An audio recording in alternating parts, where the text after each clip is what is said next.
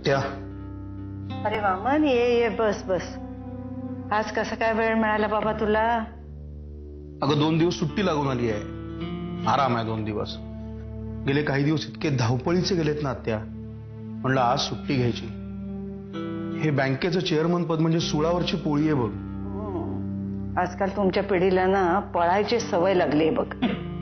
दुसऱ्यासाठी तर सोडा, स्वतःसाठी तरी कुठे वेळ आहे तुम्हाला? म्हणूनच आज ठरवलेलं आहे काहीही करायचं नाही 2 दिवस. नुसतं बसून कामच केलेलं नाही सकाळपासून काय. अरे देवा, आंघोळ तरी केलीस का नाही? का त्यालाही सुट्टी? काय चेष्टा करतेस आत्या. आंघोळ न करता तुझ्या खोलीत यायची हिंमत आहे माझी? हा, तसं काही खूप घाबरतोस हा मला. म्हणजे काय प्रश्नच नाही. एनिवे चेष्टा जाऊ दे. आत्या, जानकी बद्दल काय वाटतंय का तुला? सावरली का ती या धक्क्यातून? तिच्या नशिबात यापुढे काय आहे देव जाणे. काय सांगायचं बाबा, का अशी परीक्षा पाहतोय देव तिची? अरे मी समजावायचा प्रयत्न करते तिला, पण कुठून आणू एवढं उसना मी? कुठून एवढा आत्मविश्वास आहे ना तिच्यात देव जाणे. खरंच आपण गांगरून जातो, पण ती सगळं कसं पॉझिटिव्हली घेते बघ. हॉस्पिटलमध्ये तूच होत असणार आहे तिच्या बरोबर. मग काय म्हणाले डॉक्टर? अगं त्यांना खूप होप्स आहेत. ते म्हणाले हे ऑपरेशन जरी यशस्वी झालं नसलं तरी पुढचं ऑपरेशन नक्की यशस्वी होईल. तर आता त्यासाठी त्यांना वेळ हवा. अरे या वेळेला आपल्याला काय कमी आशा होत्या का? पण काय होऊन बसलं बघ एकदा. हे डॉक्टर सुद्धा बघ ना, उगीच जीव टांगणीला लावून ठेवतात. काही विश्वास ठेवण्यात अर्थ नाही रे यांच्यावर. ग असं कसं म्हणते सत्या? आम्ही सुद्धा अनेक वेळेला क्लायंटला सांगतो की ही केस आपण नक्की जिंकणार. कोर्टात ऐन वेळेला काय होईल काही सांगता येत नाही ना. एक शब्द इकडचा तिकडे झाला ना तर अख्खी केस इकडनं तिकडे जाते. त्यातनं इथे डोळ्यासारखा नाजूक अवयव. आणि शेवटी डॉक्टरही माणूसच आहे ना, त्यालाही काही मर्यादा आहेत. काही नाही ग, आपण फक्त चांगला विचार करायचा. होतं ग सगळं नीट. खरंच सगळं काही नीट झालं ना तर पंढरपूरला जाऊन विठोबाच्या पाया पडून येणार आहे मी. आत्ता काय कमी दगदग आहे का आत्या? त्यात अजून ही दगदग करण्याची गरज आहे काही? तू ऐकणार नाहीसच. तू तुला हवं तेच करशील. झालं ना सगळं खरंच व्यवस्थित? मी पण येईन तुझ्याबरोबर पंढरपूरला. आलास हो आलास. बाकी तोंडाने म्हणालास हे सुद्धा खूप झालं. काय झालं माऊ? अगं कशाला रडते एवढं? भूक लागली का बाळा तुला? पण तुझी आई झोपली आहे ना आता. अगं थांब ना, असं काय करते माऊ? थांब, तुझ्या आईला उठवलं. ए ताई उठ ना ग, ती माऊ रडतीये बघ. ए ताई, अगं काय एवढी झोपतेस? त्या माऊला भूक लागली बघ ना. ए ताई,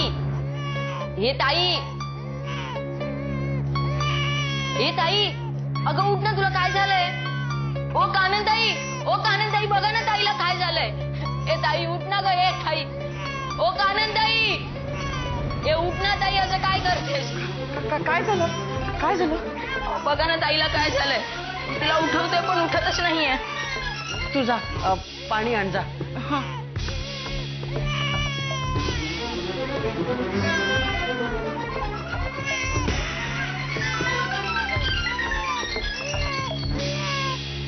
आत्याबाई,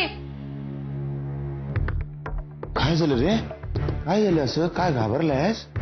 हो परशोदा, माऊ रडत होती म्हणून मी जानकीताईच्या खोलीत गेलो. मी जानकीताईला उठवत होतो पण ताई उठतच नाहीये. काय झालं मला काहीच कळत नाहीये. तुम्ही डॉक्टरांना फोन करता का? करतो. काळजी करू नका. डॉक्टरला बोलून आणतो मी. हा तू पळ तू पळ.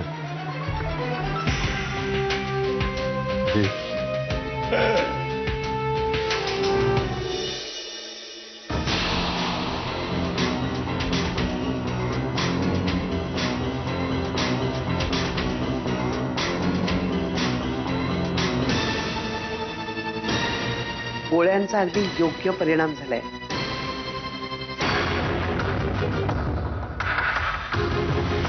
जानकी मॅम आता या जगात नाही.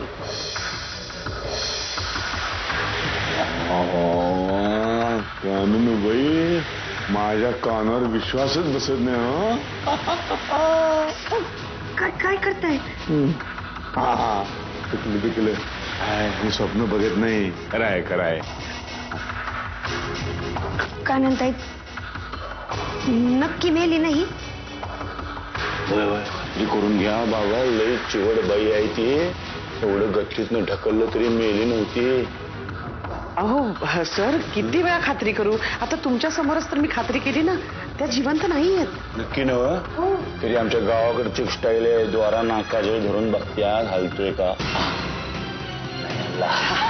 म्हणजे मेली असून नाही रडायला पाहिजे ना आता रडतो जानकी वहिनी गेल्या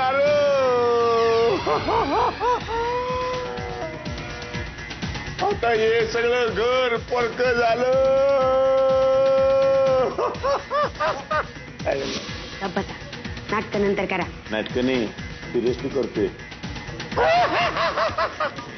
परशु सर प्लीज प्लीज उगाच इथे तमाशा करू नका आपण वाटल्यास तुमच्या खोलीत जाऊन बोलूया नाही मी कुठे बी जाणार नाही या लाडक्या वहिनीला सोडून कुठे बी जाणार नाही मी जरा गप बसा हो बाकीचे लोक इथे यायच्यात आपल्याला सटकायला पाहिजे ना नंतर त्यांच्या समोर पाहिजे तेवढा तमाशा करू आपण बोकाड पसरू पार कळतंय का तसं नाही ग बाई त्याच्या आधी श्रद्धांजली अर्पण करायला पाहिजे 2 मिनिटं स्तब्ध उभी राहा आणि श्रद्धांजली सभेच्या काननबाई अध्यक्ष आहेत काहीतरी फालतूपणा करू नका चला इकडनं सर मी माझं काम पूर्ण केलेलं आहे आता उरलेलं काम करायची जबाबदारी तुमची म्हणजे अंत्ययात्रा नव्हे सगळं तयार आहे 2 बांबू मडक सगळं तयार आहे हो काळजी करू नका अंतयात्रेचं म्हणत नाहीये मी माझ्या कामाबद्दल बोलते माझ्या पैशाचं बोलते मी ते मिळणार तुम्हाला आईली आहे की नाही ती देणार तुम्हाला आणून काळजी करू नका तुम्ही आता कसं एक काम तमाम झाले आणि दुसरा नंबर दादाचा अरे परशु काय चाललंय इथे याशिका झोपली काय झालं हिला परशु काय केलंस तू मी काय नाही केलं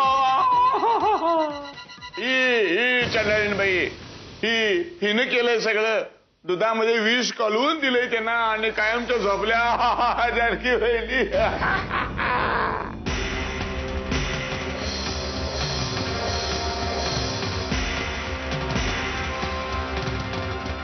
कानन मॅडम काय आहे जानकी एक मिनिट मॅम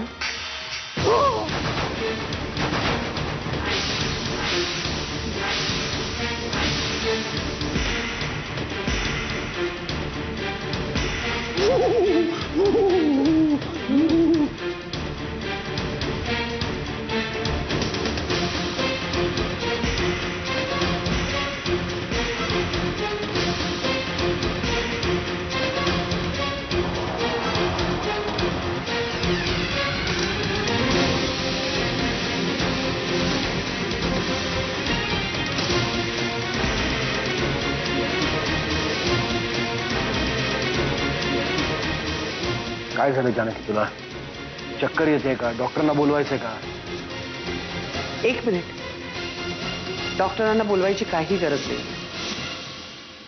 मॅम ठीक आहे पण मग हा सगळा काय प्रकार आहे मला इतक्या तातडीने का बोलावून घेतलं तुम्ही जानकीला काही झालं तर मी कुठूनही परत येईन हे तुम्हाला माहिती आहे ना काय झालंय काय मला सांगाल का कोणी सांगते सर सगळं सांगते एक महत्वाची गोष्ट तुम्हाला सांगायची आहे सर तरच तुम्हाला पुढच्या सगळ्या गोष्टींचा अर्थ लागेल अरे दादा ह्या बाईच्या बोलण्याकडे अजिबात लक्ष देऊ नको 1 नंबरची खोटारडी बाई खोटारडी हिनच सगळं गोलमाल केलेलं आहे आणि आता अंगावर आल्यावर आमच्या ढकलायला बघतेय आम्ही आपले गरीब हे म्हणतात ते खरंय बघ महाबिलंदर बाई आई उगा आमच्यावर खोटा घेती परशु तू गप्प राहा आणि तुझ्या बायकोलाही गप्प राहायला सांग बोला मॅडम सर आज सगळ्याच गोष्टीचा खुलासा करायचा आहे पण सगळ्यात महत्वाचं सांगायचं आहे म्हणजे मी कानन बेलोसे नाही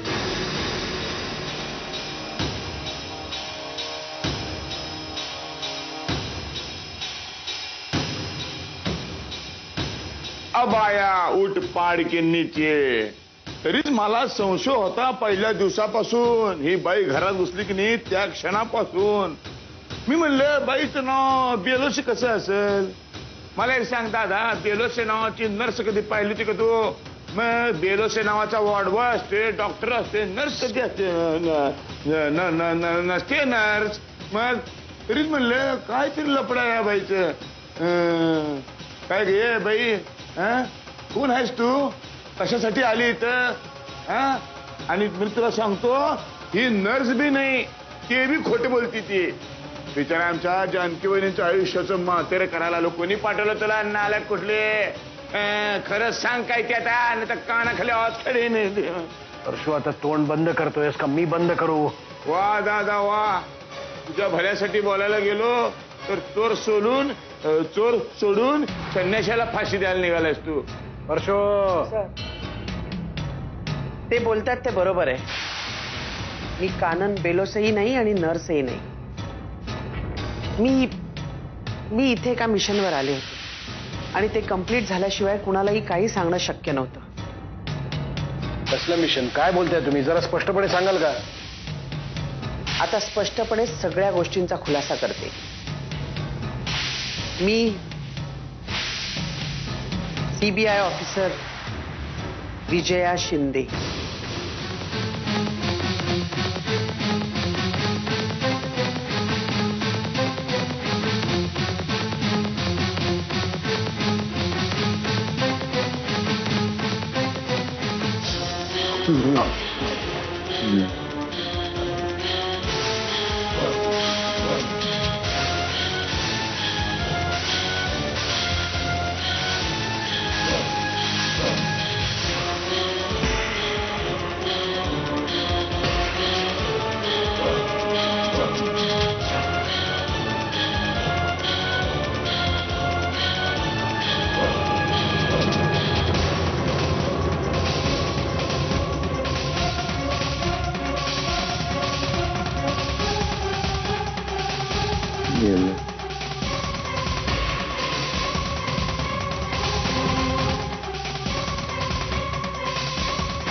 बाबा, अहिल्या कशी आहे सध्या?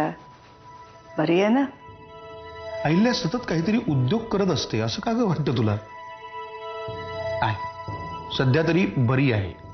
तसं नाही रे, काय आधीच जानकीची एवढी काळजी लागली आहे, त्यात आता आणखी नको बाबा दुसरं काही. नाही, सध्या तरी अहिल्या असं काहीही करणार नाही, मला खात्री आहे. कारण जेव्हा असं काही तिच्या मनात असतं ना, तेव्हा तिच्या वागण्या बोलण्यातला फरक मला लगेच लक्षात येतो. तू नको काळजी करूस. आत्याबाई, वामन दादा, काय झालं? जानकीताई बेशुद्ध पडली आहे. काय? हो. कुठे? कोण आहे तिच्या बरोबर? त्या काननताई आहेत, पण तुम्ही सुद्धा चला ना. चल आता चल.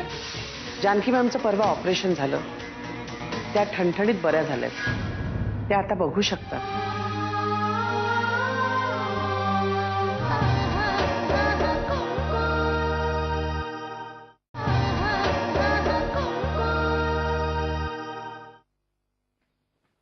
काय झालं? असे का सगळे जण जमलाय तिथे?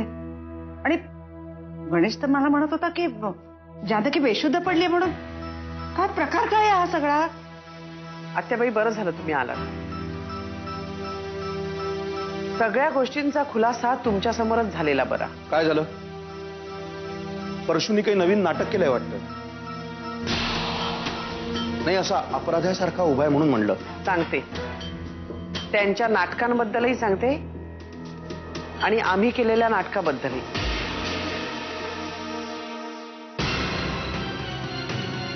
म्हणजे असं आत्याबाई की गेले काही दिवस तुमच्या घरात कानन बेलोसे म्हणजे मी,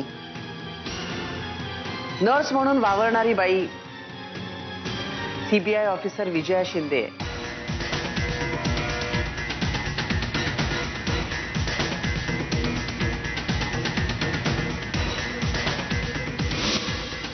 बापरे. अगं, पण मग तू अशी ओळख लपवून का राहिलीस आमच्या घरात? कारण मला तुमच्या घरातल्या अपराध्यांना बेड्या ठोकायच्या होत्या.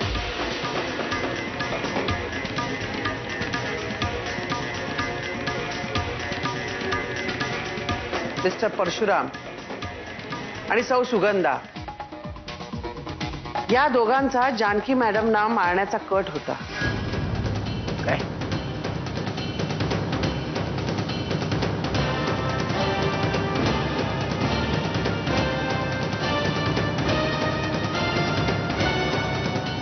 हो सर, एकदा नाही अनेक वेळा. जानकी मॅम गच्चीतून पडल्या. तो अपघात नव्हता, घातपात होता.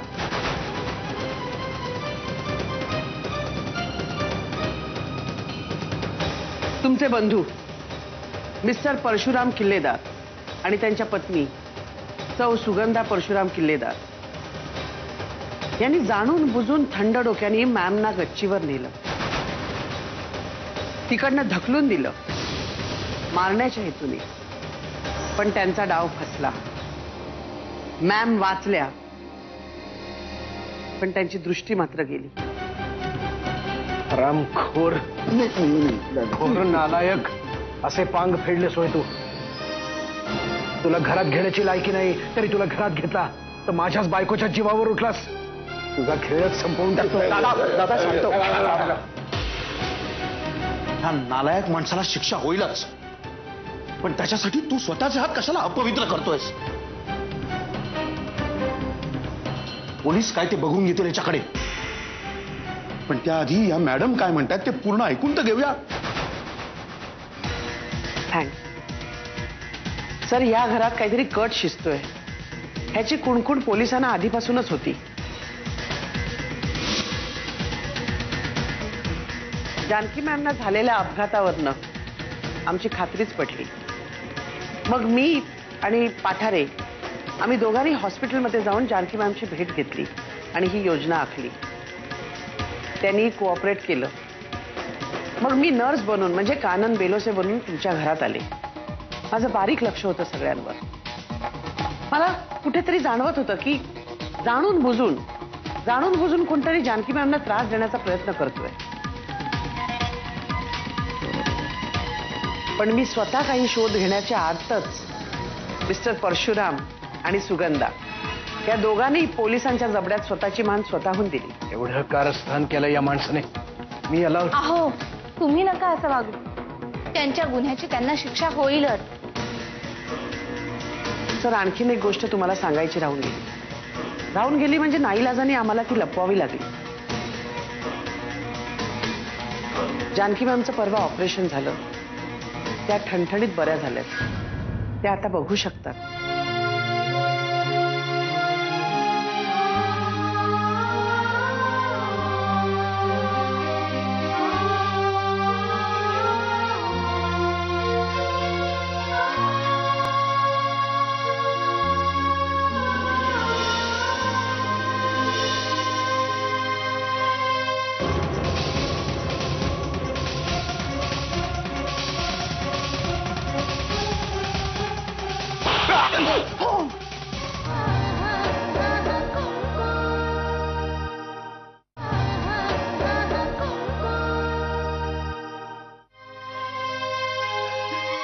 जानकी, अगं तुला दिसायला लागला.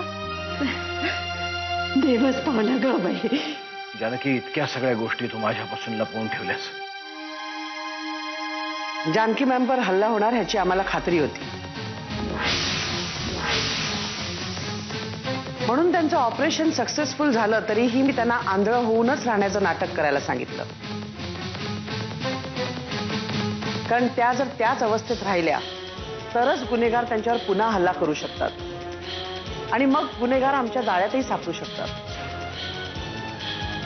आणि तसंच झालं. त्यांनी आम्ही सांगितलेल्याप्रमाणे नाटक केलं.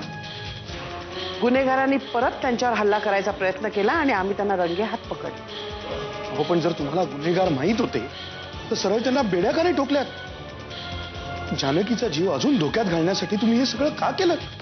सर, कसं असतं की गुन्हेगार जरी डोळ्यासमोर असले तरी कोर्ट आणि पोलीस या दोघांनाही ठोस पुरावे लागतात आणि ते आमच्याकडे नव्हते. आम्हाला परशुराम आणि सुगंधाला रंगे हात पकडायचं होतं. अरे तुम्ही सगळं या नाटकी बाईचं काय ऐकताय? ही होटारडी आहे नंबरची. मग काय तिने दुधामध्ये विष घालून जानकी वहिनीने दिलेलं आहे. आणि आता सगळा डाव ती आमच्यावर उलटवते, होय की नाही ग? साधा रक्ताचा थेंब बघितला की नाही तरी कापड भरते. हं? जानकी वहिनीनं मारायचा कट मी कसा करेन दादा?